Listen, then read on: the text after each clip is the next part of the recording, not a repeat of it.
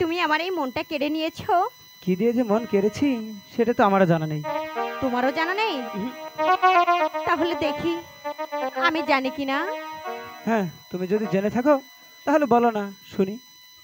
ওরে কি দিয়া বন্ধু মনটা কাড়িলা, বশীকরণে তাবিজ দিয়া প্রাণে মারিলা, অন্তরে পিরিতে রেখে মায়া লাগাইলা, তুমি ছাড়া এখন প্রাণে বাঁচা দায়, তুমি ছাড়া এখন প্রাণে বাঁচা দায়।